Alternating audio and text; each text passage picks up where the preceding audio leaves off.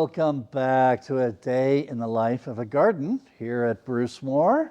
We are very excited today because we are going to have a pumpkin patch. Actually, it's a pumpkin pollinator patch, 3P patch.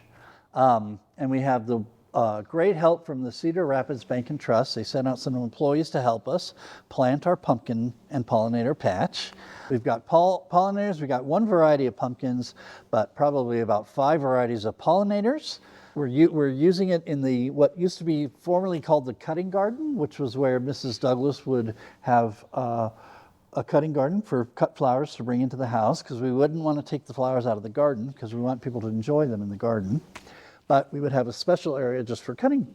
Well, that morphed into a patch that Feed Iowa first used to help feed Iowa. And they used that probably for the last 6 or 7 years. Now they've got way more land than they can manage, so they decided to let go of this. So we're going to put in a pumpkin patch. And what's cool about a pumpkin patch is once the pumpkins start to grow, we don't really need to weed it. You can pretty much plant them, stand back, and let them grow. We've got a good area there for pumpkins, and we're also planting pollinators all around the border. And the pollinators, we need the pollinators. We need the bees, we need the birds, we need the butterflies, we need the hummingbirds. And so we're planting a bunch of pollinators out there as well to help attract those. So come and see what we're doing. It's a lot of fun. Come on. My name is David Morton. I'm the Landscape Curator here at Brucemore. It's a 26-acre estate located in Cedar Rapids, Iowa, and it's one of the few National Trust historic sites in the Midwest. And this show is about how to create this little piece of paradise in your own backyard. A day in the life of a gardener.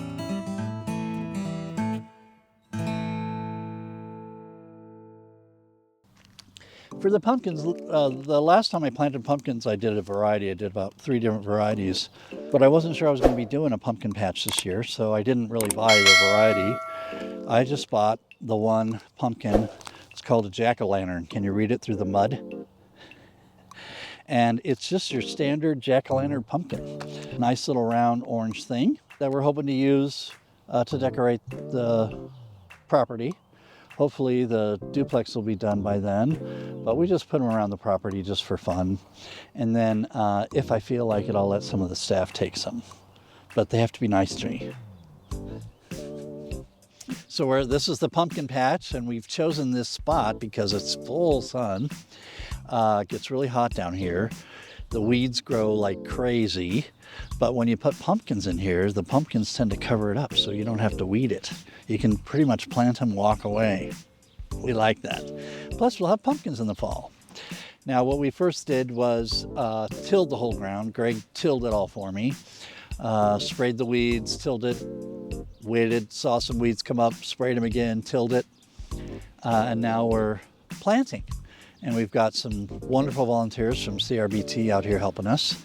And I'm planting pumpkins, and I'll show you what I do. Now, I'm sure there's a million ways to skin a cat, but this is what I do. I come out here and I till it a little bit by hand, a little area, like so. You don't want a lot of cloggy clumps of dirt. And we just had some good rain, so it's a little muddier than I like, but that's okay. It's still breaking up pretty easy. Then what I do is I make a little hill out of that mound that I just made. And the reason I do that is so that the pumpkin can stay up and start to fall over, because the pumpkins start to grow over the mounds, because pumpkins are like a running little vine. They're sort of like zucchinis or cucumber. They grow like a vine kind of thing, and then they flower on different parts. So they can take up this whole space. So then what I do is I put about 3 seeds in a mound. Now that's a lot because pumpkins get pretty big, but I overplant because some of them won't make it. Then I just push them down into that little hole about 1 inch. Not quite 1 inch, I would say 1/2 inch, 3/4, 1/2 inch. And then I put a little flag on them so that I know where they are. So that when it comes time to, if we need to water, we know where to water. We don't have to we can get the sprinkler on the whole thing, but this just helps identify where they are for now. Once they start growing, then I'll take the flags out. But this way I know I'm not If I come in here, I'm not going to walk over what I just planted. It's a pumpkin pollinator patch. Say that 3 times fast. Pumpkin pollinator patch. Pumpkin pollinator patch. So we've got some pollinators. And the reason we want the pollinators is because we want the bees and the butterflies and the hummingbirds. So we've got an array of different pollinators. These aren't necessarily a pollinator, but what they help do is keep the deers away. The deer don't like the smell of marigolds apparently. So it helps keep them at bay, and we get a lot of deer here at Brucemore. Then we have this little Alyssum. This is an annual, but this is a good little pollinator. Bees love it, birds love it. Then we have some purple coneflower. We have some thyme.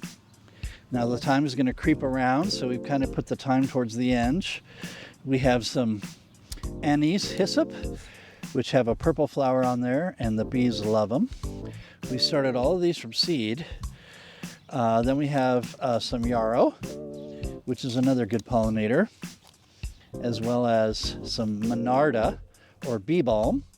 These are a pink little thing, and they will attract all kinds of pollinators. Then we have the butterfly weed. Now this isn't the milkweed that you find in the prairie, but this is Asclepias tuberosa. It gets like an orange flower on it. Really nice perennial, great in the garden. The monarchs really love those. So as you can see, we've got an array of them.